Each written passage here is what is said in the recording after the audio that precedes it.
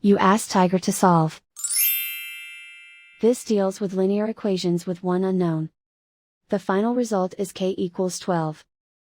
Let's solve it step by step. Group all constants on the right side of the equation. Add 1 to both sides. Simplify the arithmetic.